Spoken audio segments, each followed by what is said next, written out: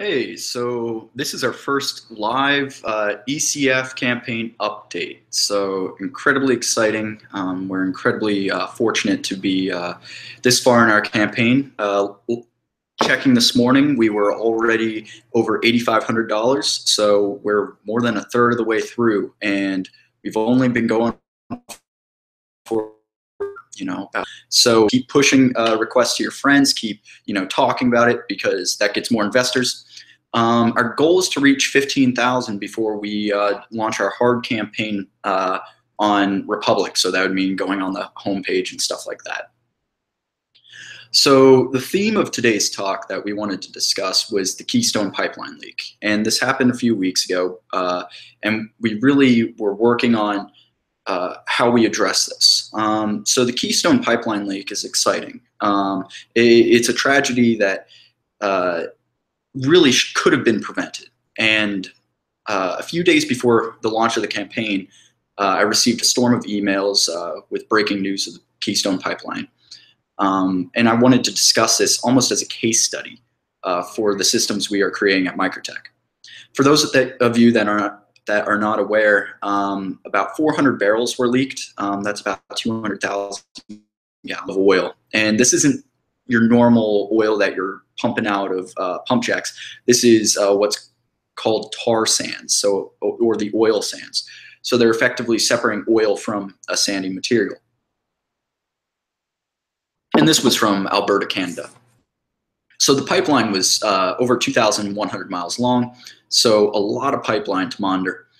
And this is the same pipeline that was protested earlier in the summer, and if you remember that.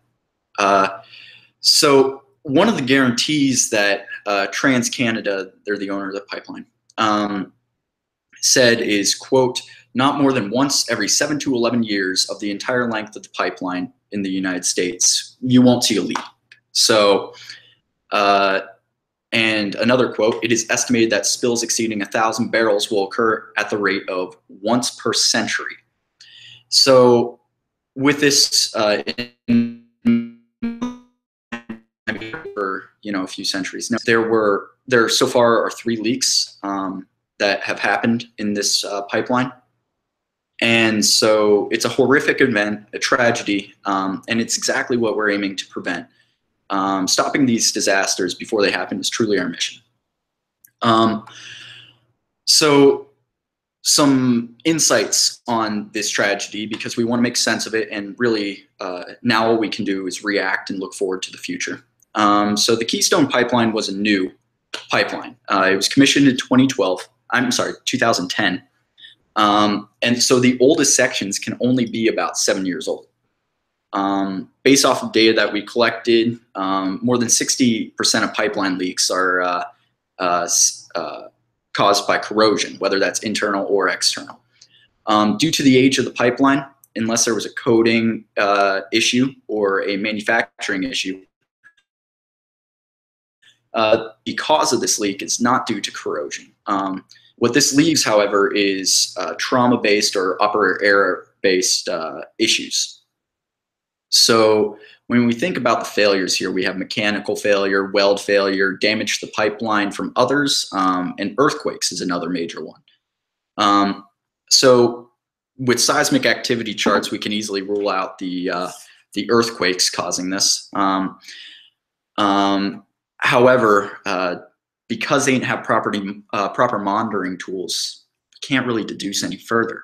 And so using our technology set and putting it on these pipelines has true value. This is going to cost them millions upon millions of dollars.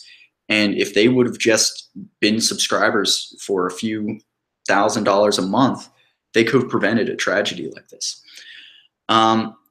With our device, the micro-aware system, it would really shine in this. Not only could we have potentially caught this event before it happened, it would have shortened the detection times at least.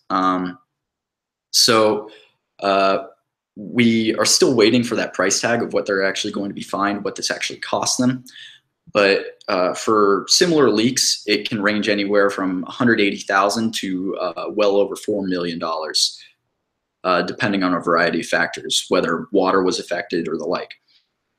A recent report came out that said that this could have been due to issues in laying the pipeline. But long story short, it shouldn't have happened. And proper monitoring of these pipelines really could have prevented something like this from happening in the first place or going to the extent that it did. So some other news. We are still working with EQT. It's some exciting stuff. They're very excited about it. And we're pushing certifications and more patents out. So we're aiming for 6 patents. And so can't wait to get those through and really protect our intellectual property here. So one of the big things about these live updates is we're able to talk to people who have already invested and answer some questions that they may have, which I think is invaluable to the investor, and also gives me insight on what you all are thinking. So if you all have any questions or anything, make sure that you're submitting those on the discussion board on Republic. And remember to keep advertising to friends about investing into microtech and really how we can prevent tragedies from happening in the future. So thank you so much for your time.